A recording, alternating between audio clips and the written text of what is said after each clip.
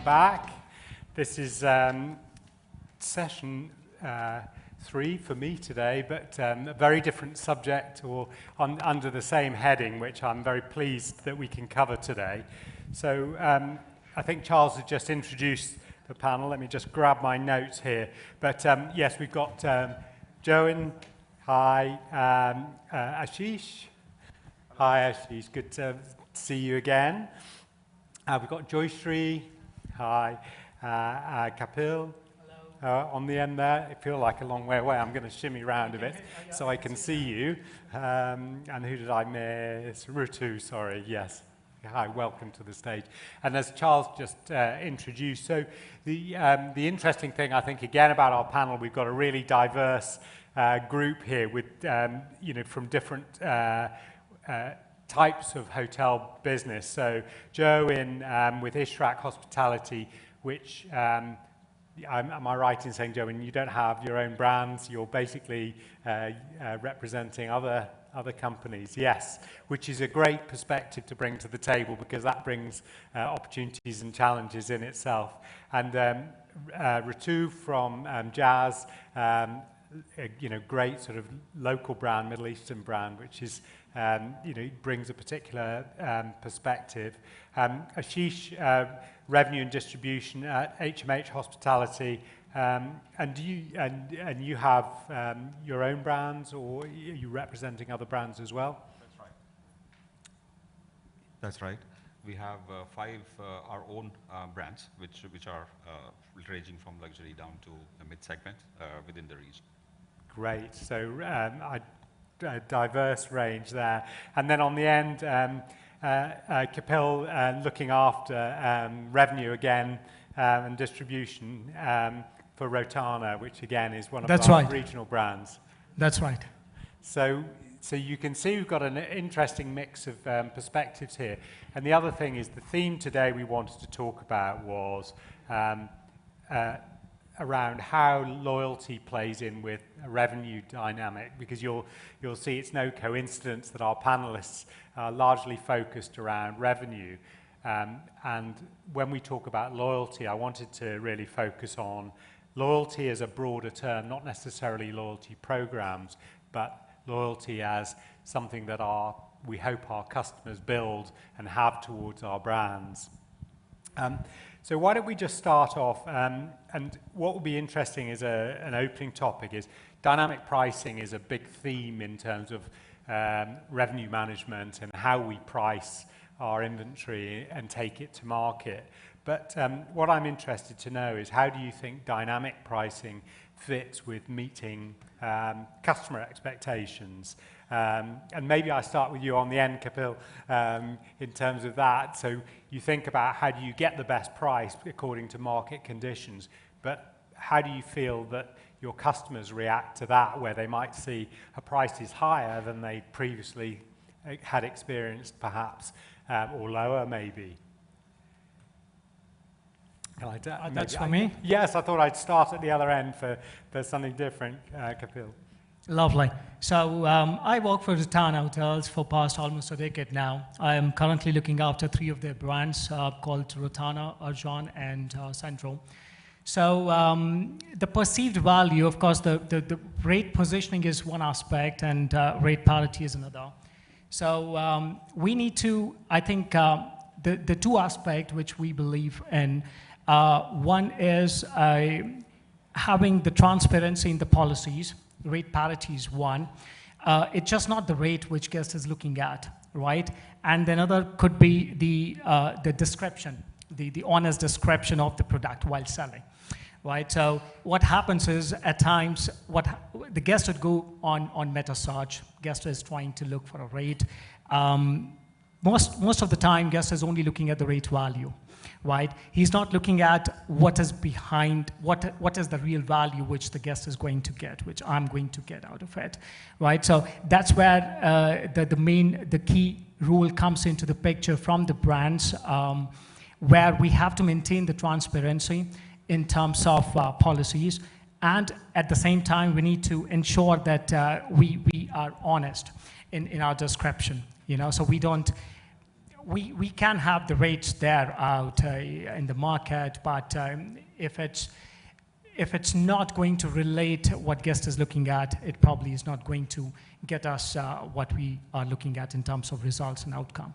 So, yeah, so that's interesting. And in terms of, is a part of loyalty and customer affinity down to how much they trust the rate, I suppose? Do they believe that they're getting the best rate by coming to you direct? I mean, Rutu, maybe what's your perspective on that? And you know, when you're publishing rates, do you hear customers saying, "Oh, well, I'm going to shop around," or "I'm going to book on an OTA because it looks cheaper," or do you think they have confidence that if they come to you direct, that they're going to get the best deal? So I think it's also about perceived value, right? So I think the term here is value. So if you're going to an OTA and if it's only a rate that you offer, right, then people are definitely going to shop around. One person is going to, look at least 4 or 5 sites before they make a decision. But they're definitely going to land on your brand website. And it's here where you can communicate experience. It's here where you can communicate what additional they get if they're going to come direct to you. So either, okay, they're going to become a member with you, and if they become a member with you, then what do they get? So for example, right, at Jazz, we are very focused on sustainability. Sustainability is one of our very, very big levers, right? So if I'm able to say that, you know what, while you get an X rate, you also, in addition, are going to get, for example, we have these beautiful water bottles, right? They're stainless steel water bottles with a QR code, our branding, all of that. But what it does is we've got a customized Google map, and let's say if you're a biker in the bay, right? You can look at that QR code, you can look at your customized map, and then you can say, I'm going to have water refill stations at 1, 2, 3, 4, 5. Or we've got a World Environment Day, and here's where I have an audience who's let's say a diver audience, right? So he's going to come and say, you can participate in some kind of an initiative that ties in with a certain mission. So they feel sort of connected. So I think it's a price, of course, is a paramount lever. If he's going to find my price cheaper on booking, he is going to feel like he trusts less. But at the point when he lands onto my website, it's my responsibility to really own that customer and really show him what the brand has to offer. Yes, I see. So it's the experience and all of the things around it, but the rate is kind of the underlying piece, perhaps. It's hygiene, I would say. Yeah. Okay, that's a great way of putting it. Great way of putting it. And Joyshri, at Damac, so you've got properties in the region. What's your experience and what's your mix of? You don't have to give anything away here, but in terms of, are you managing to attract people direct, and what are the things that you do to help to do that? Yeah, so in terms of Damac, I'm in charge of the Paramount cluster in revenue management. So when we look at revenue management, price parity is definitely key. We want to definitely target the customer to book on our direct website, and we have taken on a lot of initiatives to drive that direct booking to the website that we have. When it comes to having the best rate guarantee, for sure, that's going to play a key role.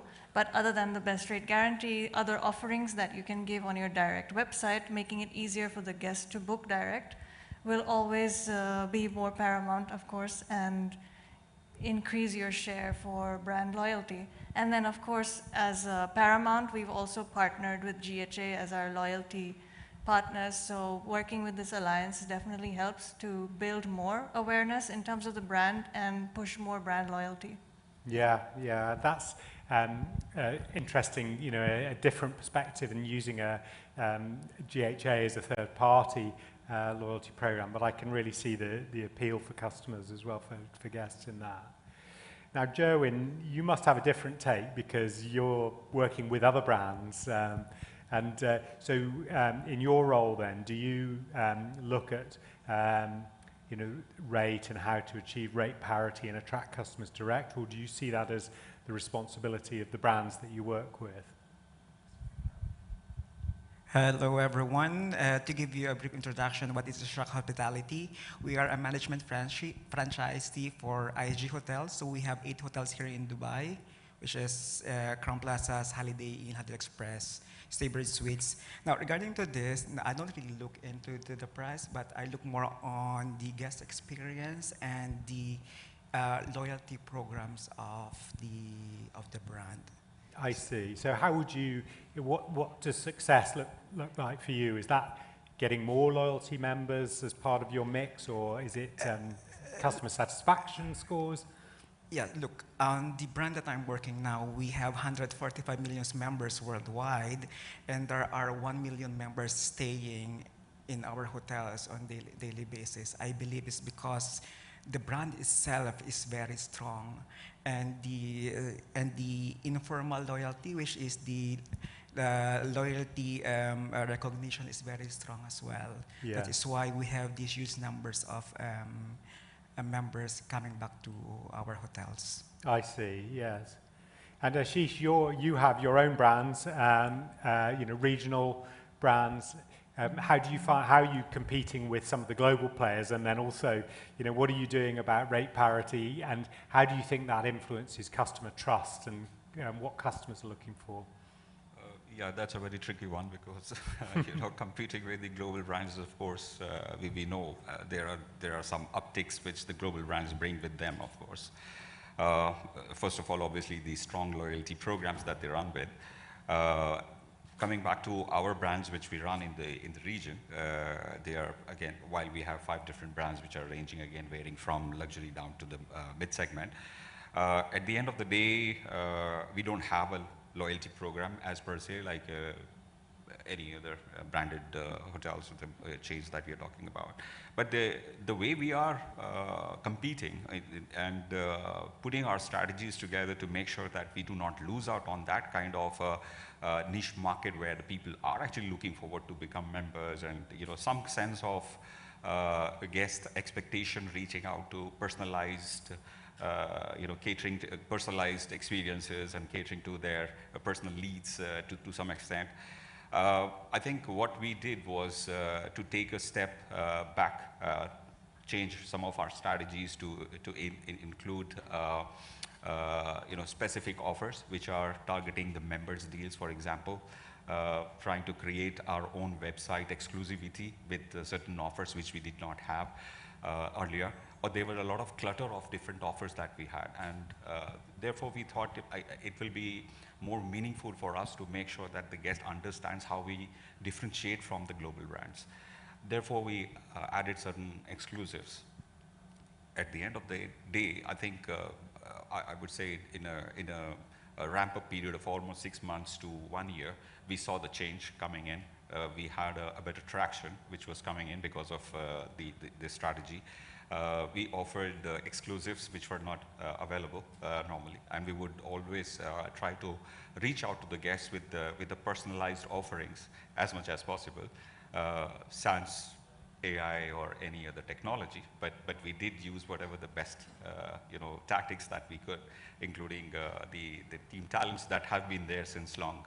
And the good part about our chain has been that we have a long-term retention of the talents that have grown within the company, and that made a lot of positive impact on this change.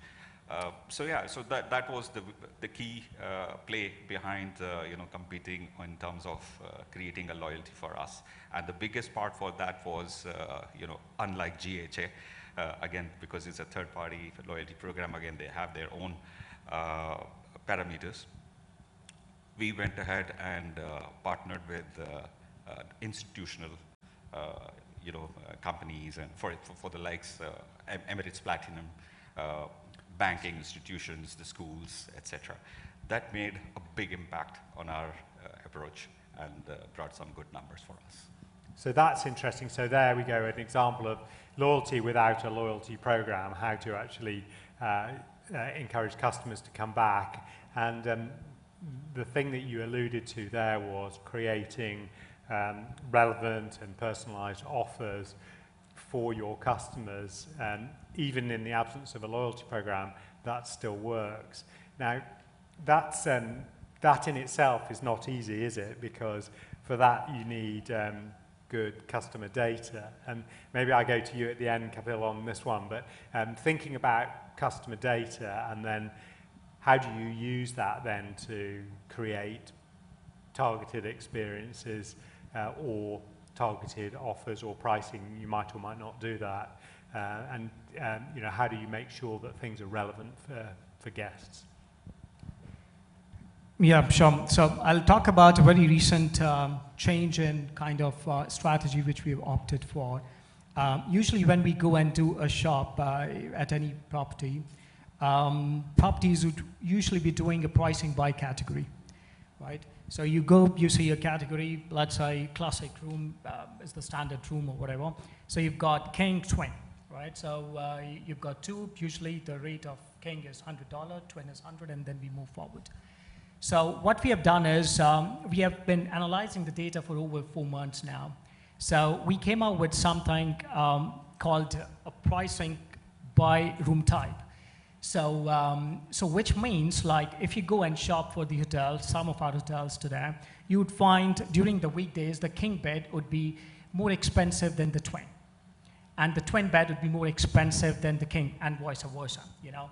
And the reason is we've got city events taking place closer to our properties, some of our properties in Abu Dhabi, and we realized that people would love to go for the twin category, for example, and they don't mind sharing the accommodation and a huge profitability at the end of the day for them, not for us. So we have done, based on the research what we did, so we have done the pricing by room type, because we know that we do not really get family-oriented guests, the families on the leisure business during the weekdays. So the chances of getting sold on the king bed would be extremely low compared to twin. So the pricing has been adjusted by whatever X percentage during the weekdays, and then the weekend it reverses completely. So which so far has resulted, probably it's too early to share the outcome because we've just implemented a couple of months ago, but so far it's working pretty well for us. I see, that's interesting, and it makes me think almost of sort of unbundling the inventory into attributes, which I know has been talked about in the industry for a long time, so that you could almost price the different attributes according to customer needs, which is easy to say but not very easy to do given our current typical inventory systems. Joyshri, what about at Damac? What are you doing with customer data? And how do you use that to help both with customer satisfaction, guest satisfaction, and also driving revenue? Well, we're constantly analyzing the data, what type of rooms are being booked, and what is the lead pattern, length of stay, what is the offering that can work the best with guests, and then also understanding from the operational departments what would really work. In terms of packages, that's what we are trying to target. Let's say if it's a BB rate plan booked, which time periods we can really push more packages with BB, and which ones we know that it's going to be more room only being booked. So that's really going to push the overall revenue of the hotel as well, and also footfall for the restaurants.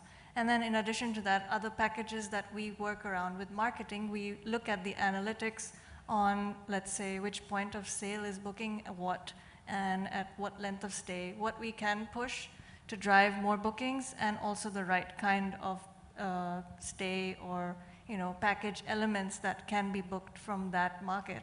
So there's a lot of things being in, that go into play when we're planning any packages with marketing and trying to really push, let's say, the need periods on certain periods. Yeah.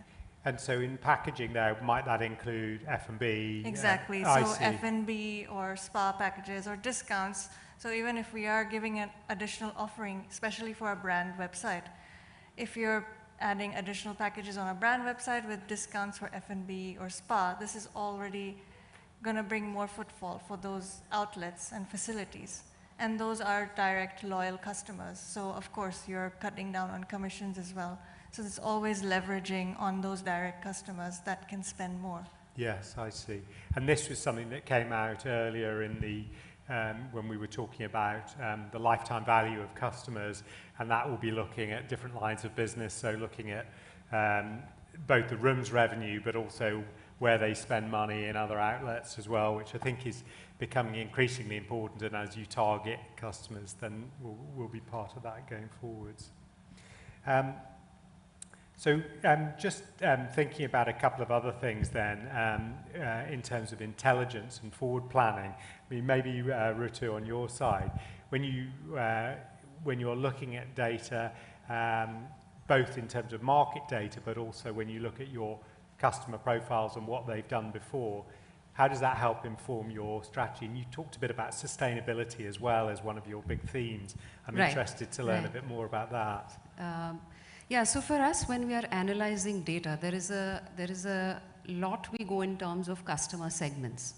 We also look at, in our raw format, right? We don't have a loyalty program, but we have a lot of repeat customers.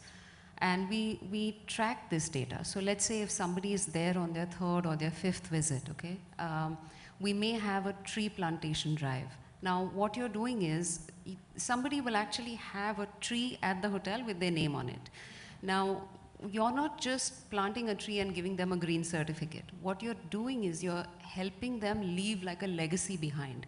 We have these guests who come back on their anniversaries, or they come back with their children and they want to see, okay, how's my tree growing? So what you're really doing is you're working towards some kind of an emotional bond, right, that you create with the brand. Now, that weaves into loyalty, right? Because one is how many people are enrolled in a particular loyalty program. We take a lot of pride and say we've got so many members and we've got so many members, but how many, and a Deloitte study I was reading recently said that how many people are enrolled in a brand versus how many people make regular loyal use of the brand because of what it is, right? And that's where I think for every brand, it's important to understand, for us, for example, sustainability is one lever, right? So we try and create experiences that tie in to specific segments. And for example, of course, plantation is one, but then we know that divers is another segment. So we have like the World Environment Day, or we have an Oceans Day. And in Egypt, right, the oceans are what we have. We have to preserve the corals and we have to preserve the reefs. So we have, we know, okay, you know, we have divers as a segment, and we should come up with something around World Environment Day where we can package pricing along with an experience and say, you know what, we're going to participate in a certain drive where we're going to clean the corals, where these divers get inside along with our employee drivers, right? So these are all, I think, ways of how we try and segment and try to actually build loyalty to the Jazz brand, because you know, it's like true usage of the brand because of what it is, right? So it's not just an emotional bond, it's also they feel attached to the value system that the brand offers, right? So they feel connected to a mission. Yeah, I like that. I think that, so building affinity with guests. But you're throwing out a challenge there to some of your colleagues who are in the mainstream brands where, you know, it's a membership and they work very well. I mean, it's those are programs right. that, yeah, in that they have their role, I think, in the world. Of course, they have their role. But what I'm saying is that, and that's what I think will be challenges of the future, right? So, for example, a loyalty program can, it's the age of instant gratification. Like I was telling somebody in a conversation that people, you know, how many people will wait for 2 years to move from tier silver to gold and to platinum and then reap an award after that? It's the age of, you know, my kids are like, I want this and I want it now. So can you gamify that whole loyalty piece and say, can I make my enrollment more of a reward engine, right? Where you do something and then you reap a benefit now. And people want an experience now, right? A lot of studies, I think somebody from Shiji was showing social media gets impacted.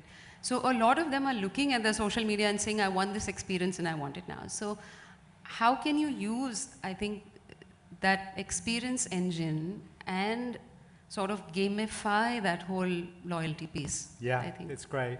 Well, maybe Joey, and I ask you then, how do you deal with the with customer need for instant gratification with some of the more mature mainstream or large-scale programs like IHG's One Rewards, for example? Okay, for us to be clear, all our employees, they are well trained on how to deliver our loyalty program. They are well trained as well on how to enroll a guest.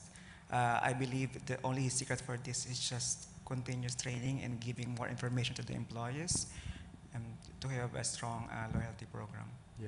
Yeah, and that's definitely in the execution path. That's critical in that. If someone's a member of one of those global programs, then having a consistent recognition program in all of the properties is really key. I'm also curious as well on this idea, when we look at sort of the different generations of customers that we've got. Ashish, maybe have you got some perspectives on that, and in terms of when you look at your customer base and you look at your older customers, your older guests, and then you've got the millennials and the Gen Zs coming in, what's their expectations, and how do you deal with their different expectations? Well, of course, this is one of the important aspects of the data crunching. Of course, at the end of the day, we do understand, try to leverage whatever information that we have of the past, looking at the market insights, looking at how the things are shaping up with different, the travelers, the different demographics of the people, the psychographics of those people coming in, maybe from different source markets. There might be different age factors, different age groups who are traveling.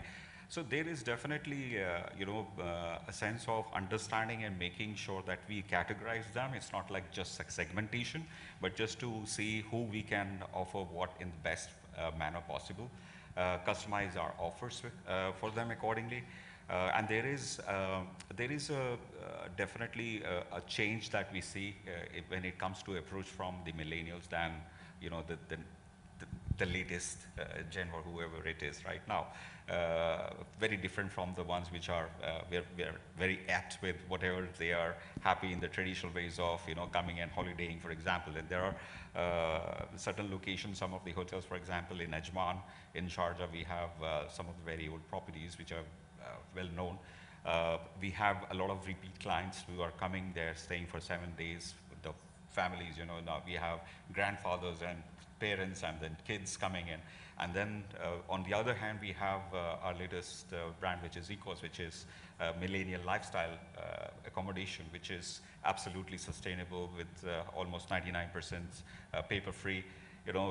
And it caters to that kind of demand where people are like, the next gen is looking at everything as fast-paced, and everything is completely driven to their whims and fancies in terms of speed, quickness, and looking at satisfying all their requirements at one place rather than going into different places. So we have different technology which we are applying in that particular hotel and catering to that kind of a demand. And it has evolved over a period of time, although it is just about 2 years, 2.5 years old property. But we see a paradigm shift in how the that kind of clientele building up in that kind of properties. But yes, to answer your question, of course, there is this varied way of looking at how we cater to that demand and best customize our offerings to them.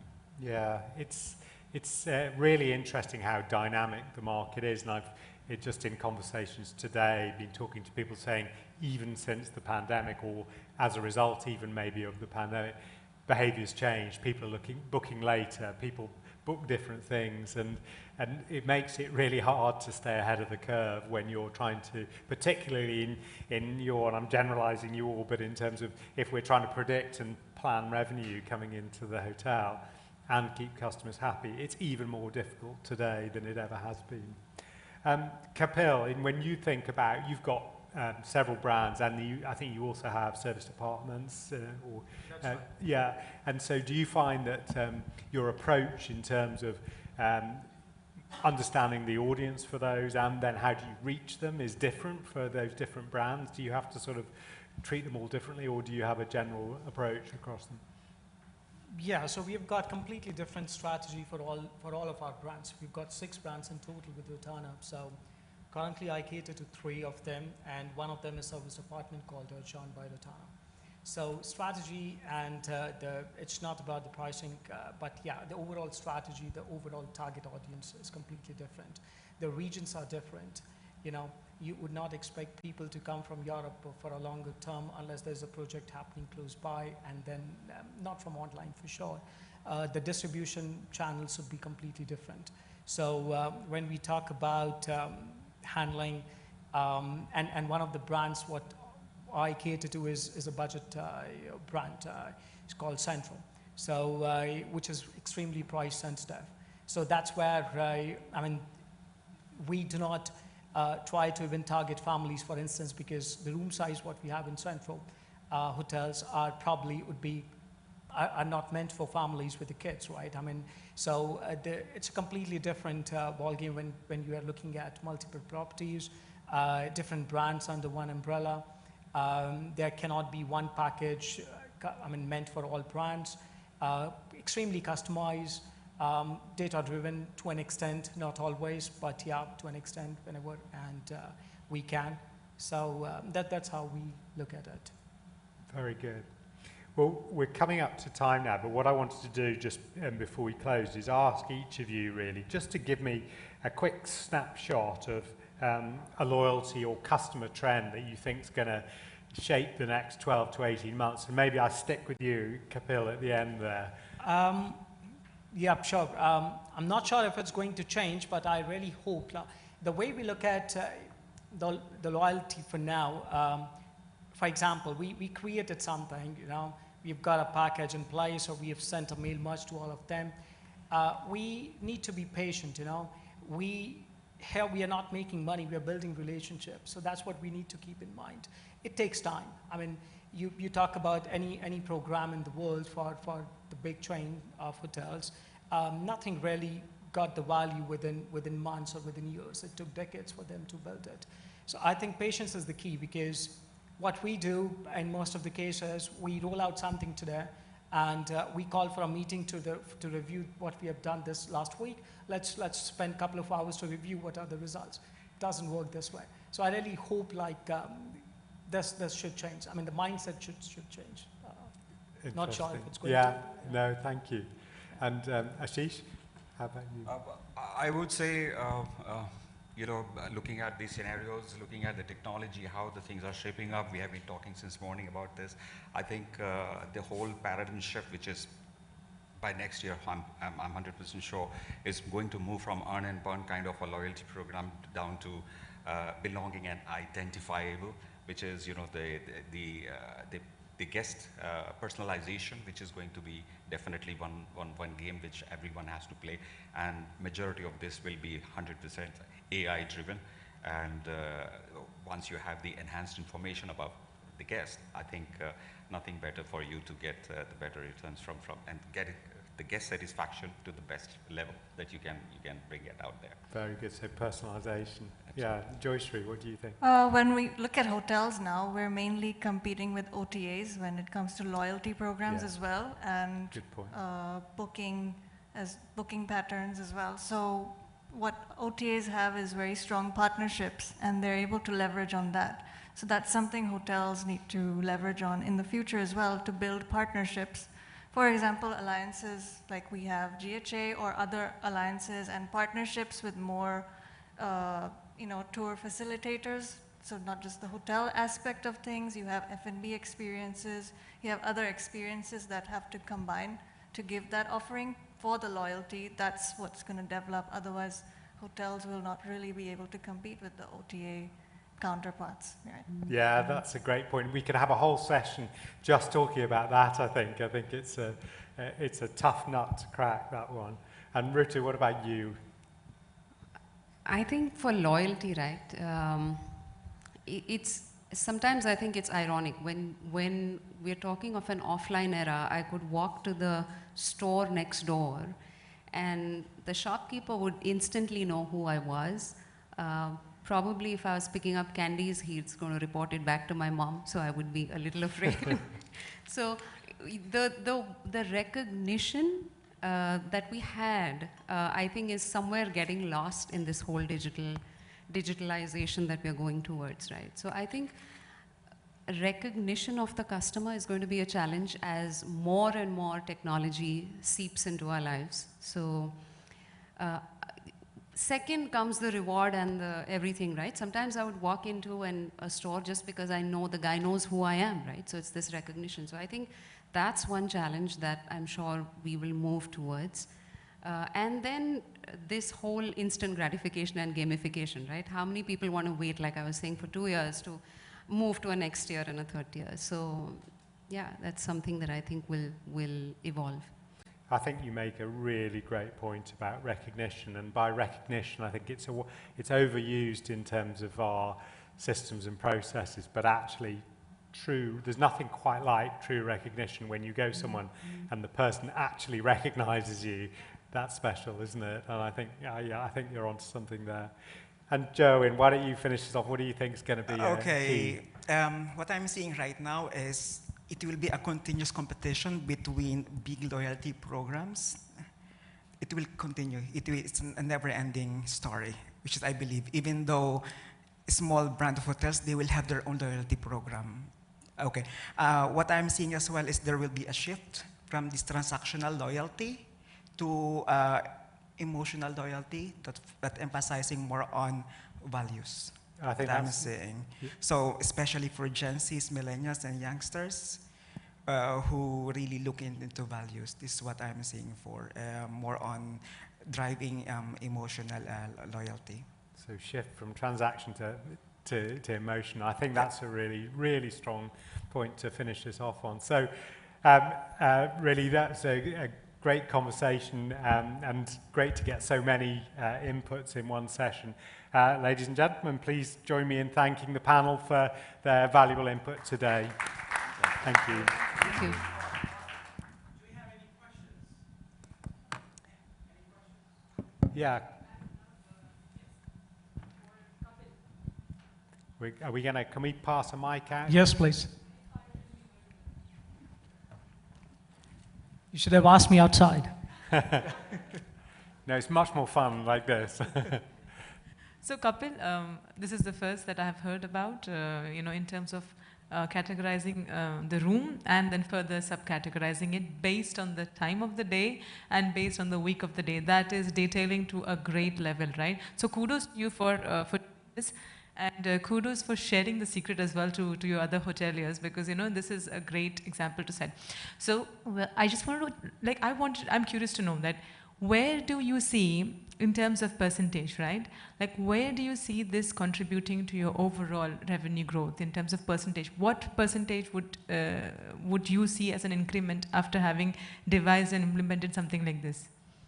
Well, as I said, we have very recently introduced this here in Abu Dhabi. It's too early to comment, but we are still expecting about roughly 10 to 12% overall revenue growth coming in by room type itself. And that was a reason why we want to do it, and we were not the first one to introduce. There are a couple of hotels which I've seen were doing it in different countries. I have experienced myself, because I was looking at to stay in one of the properties in one specific country probably a year ago, and continuous rate shop resulted, and then I actually ended up calling the property because I'm checking the rate for that specific day, and I find out like your king bed is cheaper than twin, and then it's the other way around when I'm checking so that's how I figured it out, and we wanted to test it in our properties as well. So we, as I said, 10 to 12% is what we are expecting, but too early to comment on any actual factual data in hand. We do not have it, but we have seen some changes already coming in. We do not have king beds getting sold out before twin during the weekends, and twin beds during the weekdays, for example, because usually if it's the same rate and you've got a preference, you want to go for it, right? If you're a couple, by default, king bed. If you've got a kid, probably you want to go with twin or other way around. So we have already seen, we have started looking at the difference, but I would happy to have a discussion maybe after a few months with you. I mean, I think just to add to that, I think the interesting consequence of this is that it actually moves the dialogue or the narrative away from pure price. And so if we use the analogy of a OTA being a supermarket where you've got products stacked on the shelves, looking very similar, competing largely on price, once you start to go down this route where you're actually customizing the offer according to what the customer needs and pricing it, it's much, much harder for the supermarket to compete with your value proposition, because you're actually tuning it and you're customizing it according to the customer and pricing it the same. So I think this is a really interesting theme, that if you start to do it at scale, then it actually then will drive direct business, because people know, if I want to actually customize this as much as I would like to, I'm going to have to go direct, maybe. Just an idea, but I think it's fascinating. Good question. And also same goes for the family rooms, right? So we all know most of the hotels in this region would have a family room, which is nothing but 2 rooms connected. So most of the hotels are still running discounted rate when you book 2 rooms, right? So if the rate is $100, you book 2, you get probably $180 for 2, which is a connecting room. But why do we need to discount this when you're actually committing to the guest a connected room, which is usually based on availability, right? So we thought about it. So there has to be rather a supplement. Instead of charging 100 plus 100, there should be 100 plus 100 or plus another 20, for example, because we are making a commitment well in advance, right, to the guest. The guest is going to get this, unless we are trying to convert 1 room into 2, where we need to probably, most of the hotels would end up applying 50% on the kids' room, so instead of kids adjusting with their parents somewhere on the couch, they probably can get their own space. So again, different aspects to look at. Great, thank you.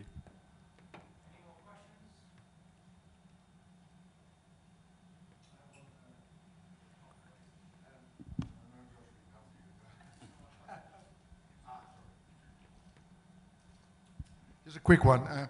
So related to the OTAs and etc., how do the different parties react on compromising of rate parity, so rate leakages and etc.? How do the different parties react on that, and how do they deal with that? I don't know who wants to tackle it. And just explain what you mean by in terms of rate leakages. So, well, that the best available rate online is compromised with particular static rates that could be leaked by other agencies. Yeah, I understand. I would love to hear what are some of the processes in place. Let's hear from the panel. Who would like to jump on that? I would take it. So we are talking about the rate parity issues, what we have across OTAs, which probably would be undercutting your brand.com or our brand.com. So we need to understand we have got the static rates out in the market, right? So that's where the rate leakage is coming from. But those rates are also meant for specific markets. In most cases, excluding Gulf, excluding the whole GCC. So the way we need to tackle in the future, now itself is, now if you go to booking.com, you probably would find a partner offer going on, which is undercutting your brand website by whatever X percentage. You try to book it, you cannot book it most of the time because they do not want to lose the customers. They still want to reflect the rate, but you can't, 80% of the time that rate is not available by the time you move to the second or the third page, to try to book it. And in some cases, it's still available. But you cannot book more than 1 room, and that 1 room is also non-refundable. So we get a lot of cases where the guest would end up complaining. You'd have to maintain the guest best rate guarantee, which is not the case. But it's just not the rate value. You need to look at the terms and condition linked to it, right? Those rates are non-refundable. You cannot cancel it. You cannot amend it. Those rates you cannot book beyond 1 room, and so many other terms and conditions. So the only way to move them around is to have only dynamic rates out in the market instead of having static. So we at a company level I think 80% of our partners have been already working with us on dynamic and not on static. Static rates are extremely market specific and fenced with length of stay and other restrictions. So you can never see them on OTAs, Booking.com or Agoda or such partners. I mean, yeah. Thank you. Good. Any other? Sorry, Jimmy. I would like to add to that part. I think it's not a secret. We all know every hotelier sitting in this room or outside, we all face rate parity issues from these partners. And this is something which can never go out, because you have your dynamic pricing, you have your various other pricing strategies that you cater to different segments in the market, of course, as Kapil said. I think that the smart way of what we do is we try to make sure that our direct offers are always cutting those and ensuring that we have a very close watch on what these offers are trying to bring any kind of a damage or do any kind of damage to your own offers. So as far as your direct offer, that's our strategy to look at. As long as your direct offers are aligned, as one of the panelists said, you always follow best rate guarantee, and that's one thing which drives the direct guest demand, and that automatically, obviously, at the end relates into your guest satisfaction, because you are trying to customize as much as possible and make sure that you have a customer retention in the long term.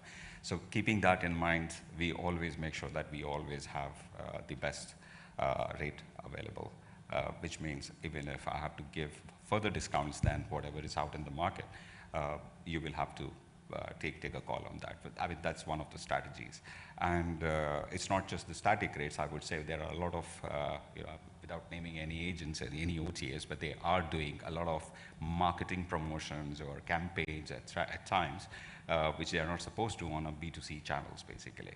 So how do you tackle that? So it's your relationship, your management, your control, and your own strategies to make sure that you don't lose out your share from the market as much as possible. That's what we do. Good question. And always a topical one. That never goes away, I think, that one. I mean, I think just bringing it back in terms of the panel discussions as well, and the sort of topic here around guest loyalty, and I think that's a big part of it, this as well, is building that trust and confidence that actually I call it rate hygiene. If you know that your rates are as good as anywhere, then everything else builds on top of that, but you kind of need that foundation of trust with your customers. Just to add to that, in a Booking.com event last year, right, they said that the number of people who book a property more than twice on Booking.com, the same property, that percentage is between 2 and 3%, which means that after that, right, it's like a customer acquisition. You can go use an OTA as a customer acquisition, but then it's on to you to own that customer. Yeah, I think that's absolutely right. Any further questions? All right. Thank you very much. Thank you.